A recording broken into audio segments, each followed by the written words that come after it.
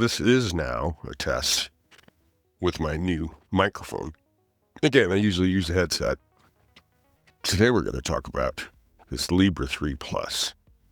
It is a continuous monitor. This is the top of it. Libre. I was sent a test sample from this to basically beta test it. My idea here, this company works right with doctors to help them to get their patients on continuous glucose monitors, because the value of a glucose tolerance test or a non-fasting glucose test doesn't really give you the information that you need. It's the same comparison between the kind of tests that you would do with your heart by just listening to the heart, auscultating the heart, and then putting yourself on a stress test and monitoring the test while you're on a treadmill with 12 lead EKG and being there for an hour. This device is on for 2 weeks, and it watches your blood and monitors it and sends a signal.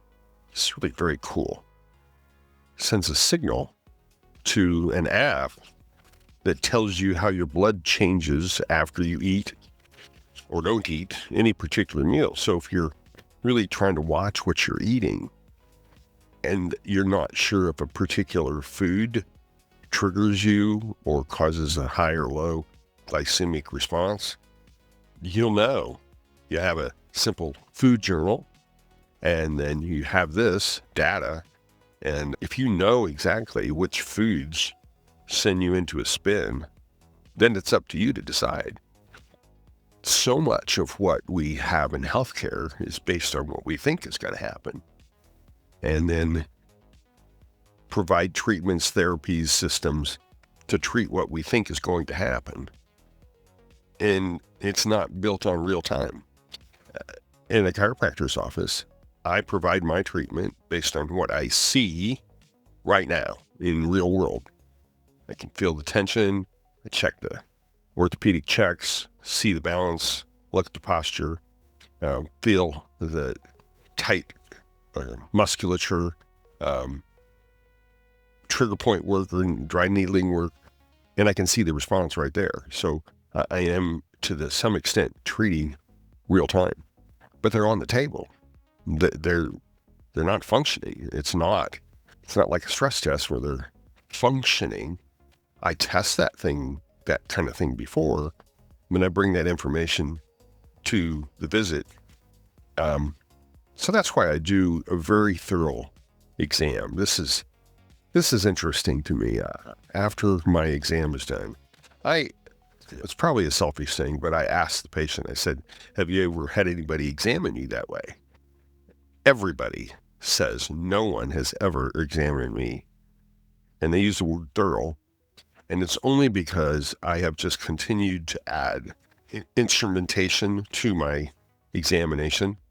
For instance, if they say that a particular thoracic musculature is really tender as I palpate, I'm pushing is at the right or left, and I locate the level. And then I use an algometer. It's a handheld device, simple device, but it's an algometer. It's a pressure device that has a dial that tells me to what level the pressure comes up before they say that hurts. So they get a little training on it that says, I want you to tell me when you first start to feel the discomfort. That's what I say.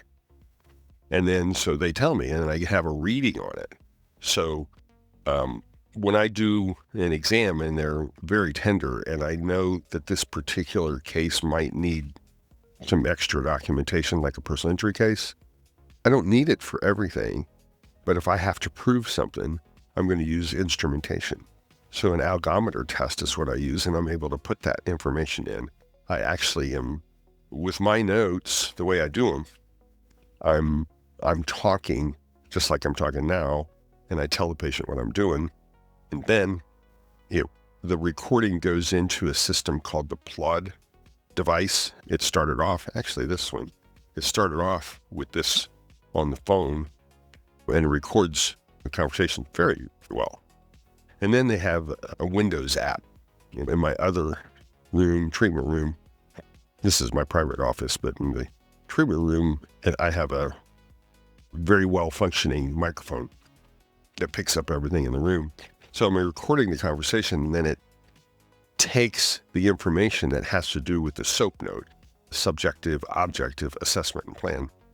And it takes out any conversation we might have about the weather, family disputes, or anything like that. It filters it out based on the template that I have.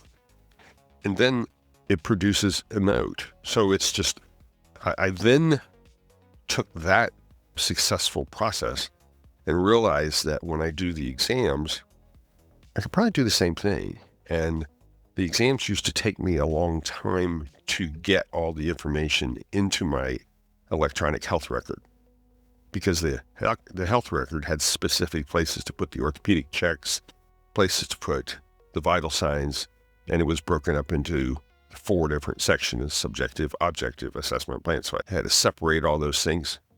And honestly, it took me a long time. But again, this EHR was created in a way that you would do the exam. You usually have to put it on paper. Then you have to, after, you look at the parts of the paper and extrapolate out all of those things and then paste and put them into the EHR. And it actually produced a great report. It was built that way. But today is different.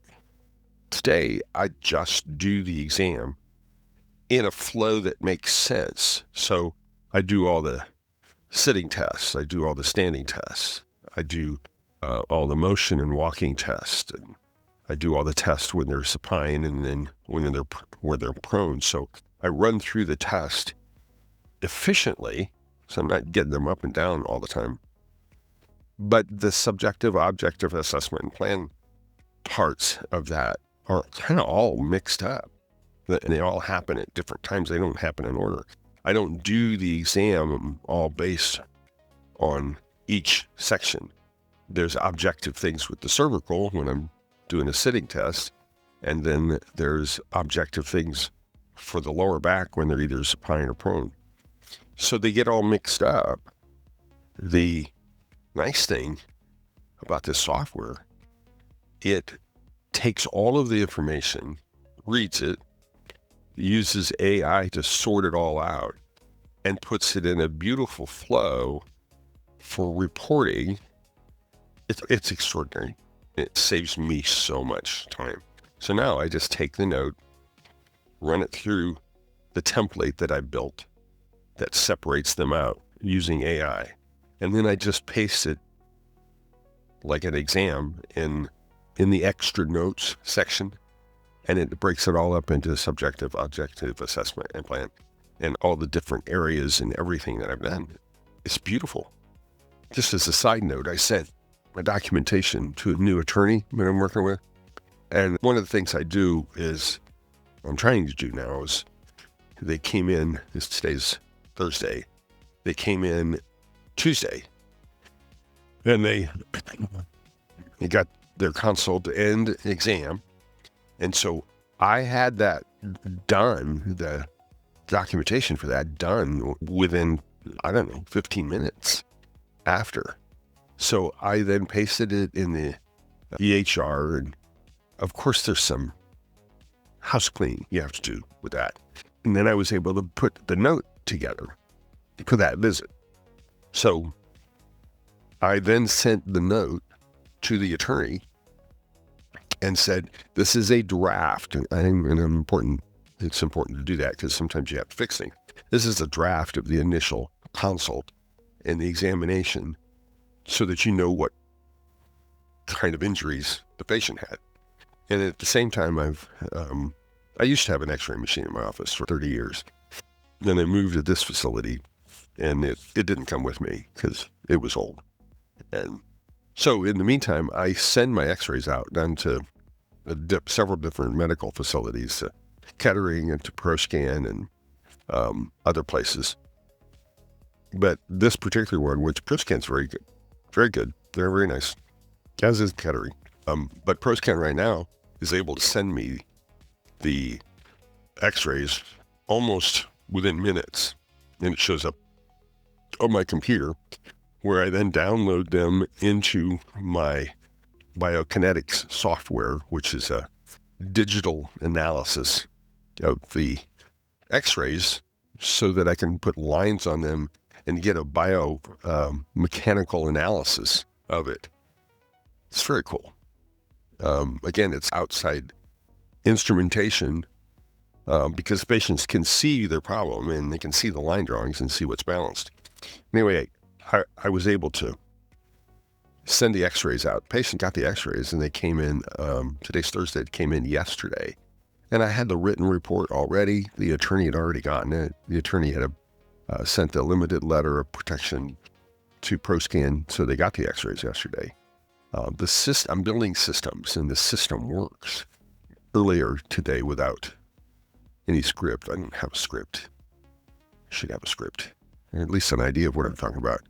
The idea of getting a system together to do the right thing in the most efficient way makes total sense to me. I've been a student of books like The E-Myth. The E-Myth is all about systems and doing systems correctly and efficiently and finding the right pathway to produce excellent results the same way. I really have gotten the first and second day procedures, I think, down as far as producing excellent documentation. Part of the problem that I have is it takes a lot of time for the patient to fill out some information. I really need to work on that, because I need to see, is that as helpful? Because the end result that I have for them is actually based on the time I spent with them. So I'm wondering if I need to reassess some of that. Some of that is just setting it up on the computer. And you can't shortcut that. But I might need to look at the system that we use to enter things in. Maybe it would be more efficient to have the patients just do a minimal paperwork, and then I get most of the information from the consult and then the exam, and then have the staff then just put in the information if it's necessary. That's something to think about. I talk a lot inside my head and do a lot of thinking. How about you? Do you think? Aren't we all think? At any rate, this was supposed to be a test to see what kind of quality audio and video. And I'll talk to you later.